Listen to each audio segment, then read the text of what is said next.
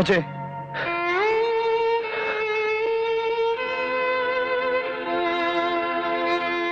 पागल हो गया तू?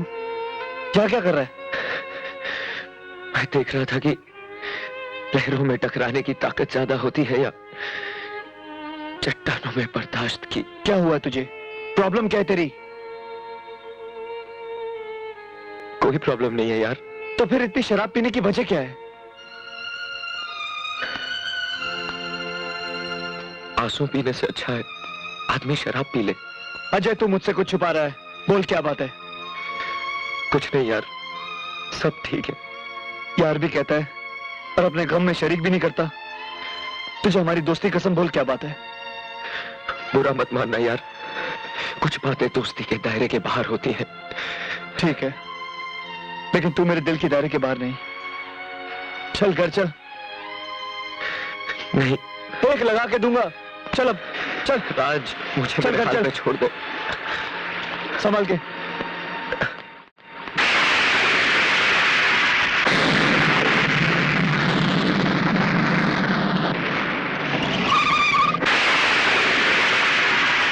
आहिस्ते,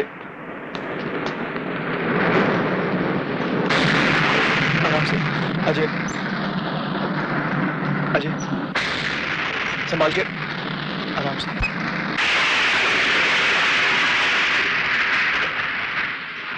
अच्छा, तो पी के आया है? वो वहां पासों ने खुशी में पार्टी दी थी, दोस्तों ने जबरदस्ती पिला दी इसे। थोड़ी सी चढ़ गई है।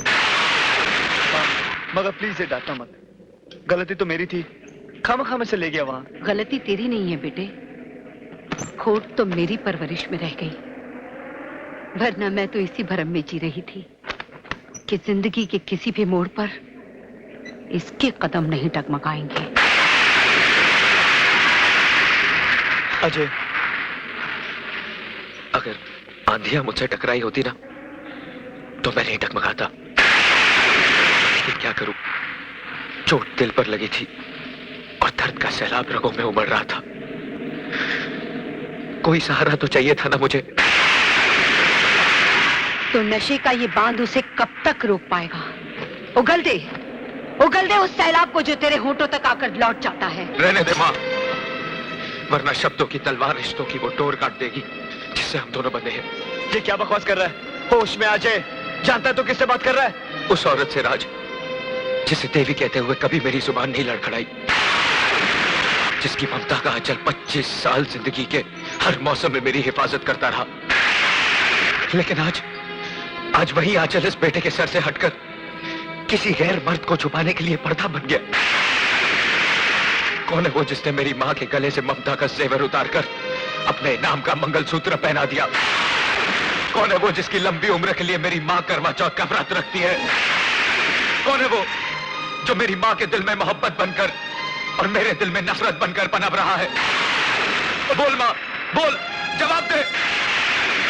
अगर तुझे एक औरत के चरित्र और मां की मर्यादा का खून ही करना था तो फिर ये सफेद साड़ी पहनकर विधवा होने का नाटक किस लिए?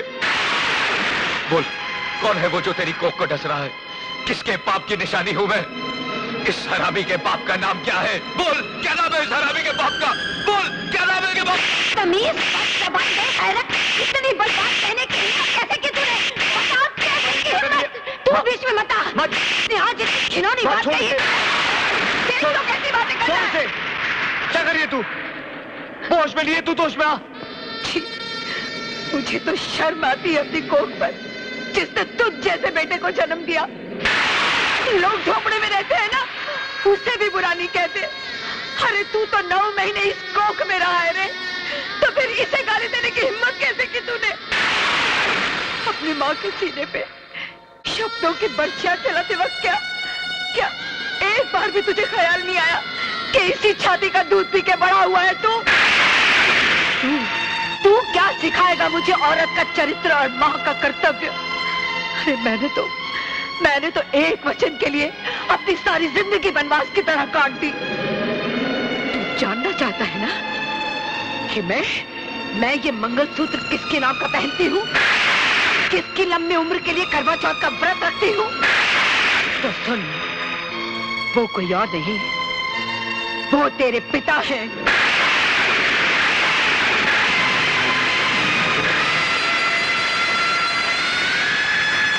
हाँ, आज तक मैंने तुझसे ये सच्चाई सिर्फ इसलिए छुपा के रखी क्योंकि तेरे पिताजी ने मुझे कसम दी थी कि जिंदगी के किसी भी मोड़ पे मैं तुझे नहीं बताऊंगी कि ना तू अनाथ है ना मैं विधवा।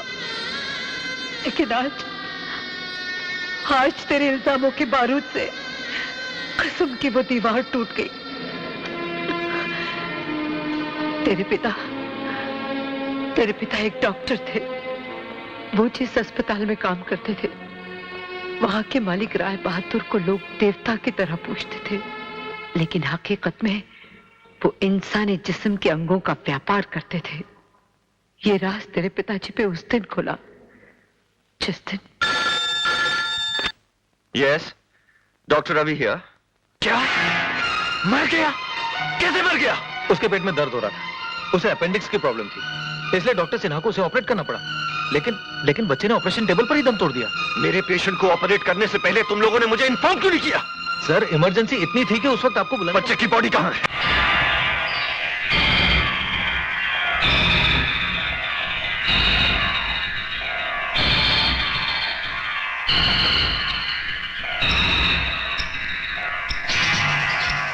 Heart is missing. Oh my God. ताज्जुब हो रहा है ना? इस बच्चे के सीने से दिल कहां गायब हो गया? एक गरीब मजदूर के बच्चे का दिल अब एक करोड़पति बाप के इकलौते बेटे के सीने में धड़क रहा है। और जानते हो हमें इस कारनामे की क्या कीमत मिली है? 3 लाख रुपए। ये दौलत तुम्हारा भी मुकद्दर बन सकती है डॉक्टर, अगर तुम हमसे हाथ मिला लो। घबराओ नहीं डॉक्टर, किसी को हम पर शक नहीं होगा, क्योंकि हम ये हथकंडे उन्हीं पर आजमाते हैं जिन्हें मरने के बाद कफन के पैसे भी हम ही को देने पड़ते हैं। You bastard! Kidney, liver, brain, lungs, heart वगैरह, ये सब इंसान। छोड़ दो! मैं कहता हूं छोड़ दो मुझे। गौर से देखिए राय साहब, ये वो कमीना सफेद पोश कसाई है जो पेशे की आड़ में लाशों का कारोबार कर रहा है। आपके अस्पताल को इसने मौत का अड्डा बना रखा है। ये कमीना इस अस्पताल में क्या क्या कर रहा है ये नहीं डॉक्टर जानते। रवि, जो कुछ तुम डॉक्टर सिन्हा के बारे में कहना चाहते वो मैं बहुत पहले से जानता हूं, और मैं ये भी जानता हूं कि ये सिर्फ एक मोहरा है। इस सिस्टम का रिमोट कंट्रोल किसी और के हाथ में है। अगर आप सब जानते हैं तो खामोश क्यों है? कौन है वो? दिल कमजोर तो नहीं है ना तुम्हारा? कहीं ये सुनकर हार्ट फेल ना हो जाए कि वो रिमोट कंट्रोल मेरे हाथ में। इस अस्पताल में काम करने वाले सारे डॉक्टर मेरे इशारों पर चलते हैं। यहाँ आने वाले हर मरीज की जिंदगी और मौत का फैसला मैं करता हूँ। इस छोटी सी कायनात का खुदा हूं मैं, खुदा। तो वो दान पुण्य, वो गरीबों से हमदर्दी, वो सब दिखावा है, नाटक है। और नहीं तो क्या। तुम क्या समझते हो मैंने ये अस्पताल भिखारियों और लावारिसों के लिए खोल रखे हैं? जिस तरह कसाई के लिए एक पका उसकी रोटी रोजी कमाने का साधन है, इसी तरह इंसानी जिस्म मेरे लिए दौलत कमाने का साधन है।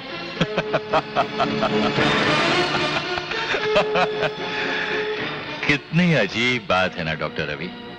जिस मुल्क में जिंदा इंसानों की कोई कीमत नहीं, मैं उन्हें लाशों में बदलकर कीमती बना देता हूं। खैर, अब तुम हमारा राज जान ही गए हो तो हाथ मिलाने की कीमत बताओ।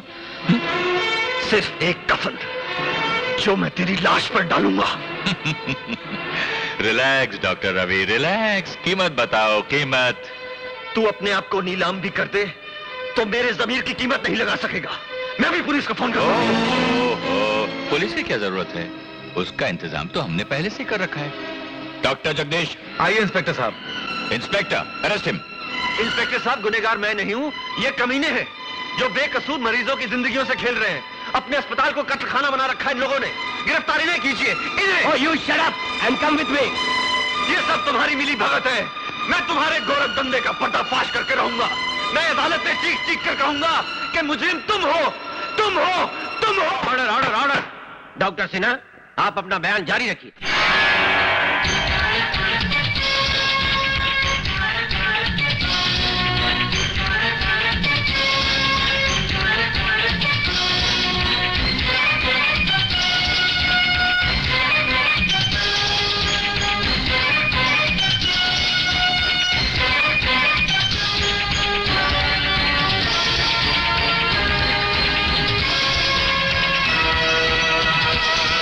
मेरे खिलाफ एक मुकम्मल साजिश है योर ऑनर। ये सारे सबूत, ये सारे गवाह राय बहादुर के खरीदे हुए मोहरे हैं। मैं सच कहता हूँ जज साहब, मैं निर्दोष हूँ। मैंने कोई पाप, मैंने कोई गुनाह नहीं किया जज साहब, मैंने कोई पाप, मैंने कोई गुनाह नहीं किया जज साहब।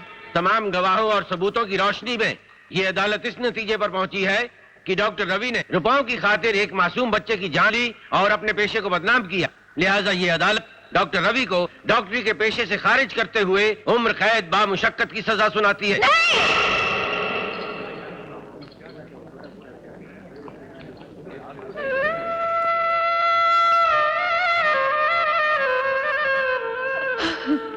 रवि मल्होत्रा, सारे डॉक्टर नहीं कसाई है तू। सैकड़ों बेगुनाह इंसानों का खून किया तूने।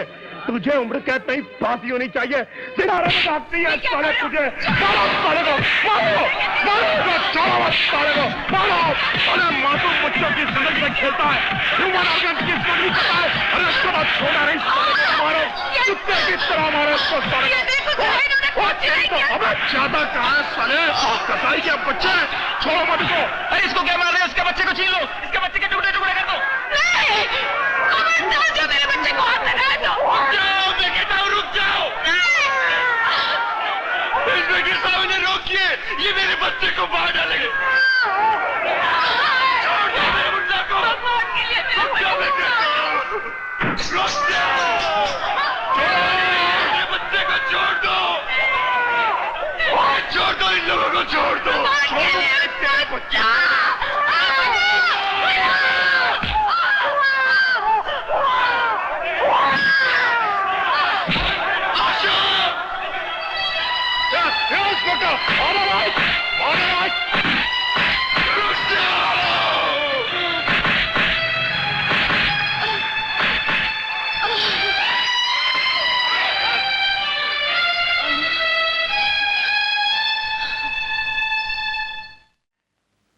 आशा, जी तुम ये शहर छोड़कर चली जाओ। क्या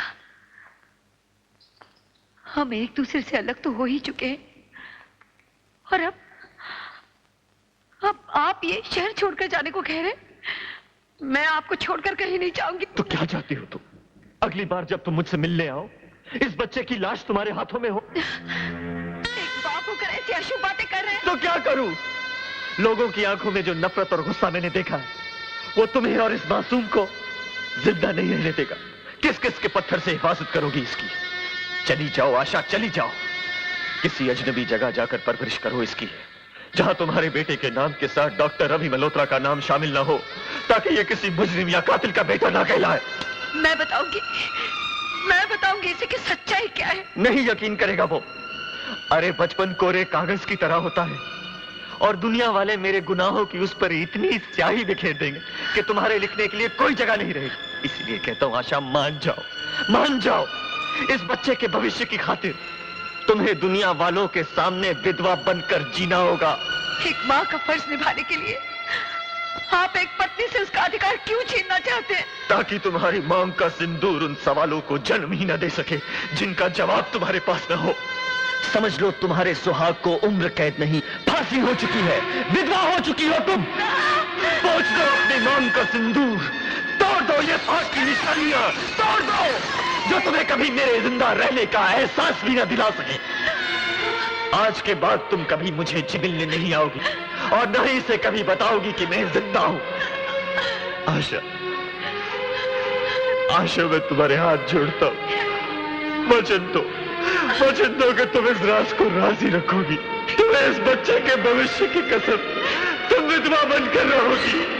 आशा, मैं तुम्हारे हाथ जोड़ता हूं। सुहागन होते हुए भी मैंने विधवा का ये कफन ओढ़ लिया, पोंछ दिया अपनी मांग से सिंदूर, ताकि अपने आंचल से अपने बेटे का लहू न पोंछना पड़े।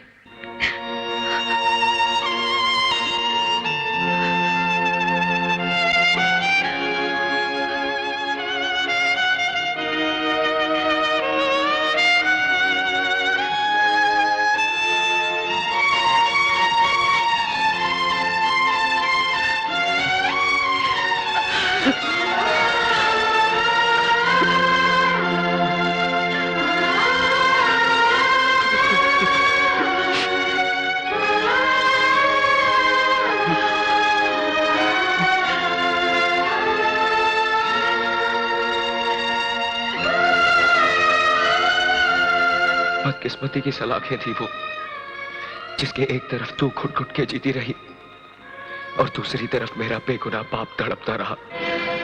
लेकिन अब ये जुल्म और नहीं होगा। अपने बाप को बेगुनाह साबित करके उन हरामजादों को उनके अंजाम तक पहुंचाऊंगा मैं। नहीं बेटे, तू उनकी ताकत को नहीं जानता। बहुत खतरनाक है वो लोग। तू इसलिए डर रही है ना कि तेरा एक ही सहारा है, लेकिन इस सहारे को बैसाखी की तरह नहीं, तलवार की तरह इस्तेमाल कर मां, तलवार की तरह। मुझे आशीर्वाद दे मां।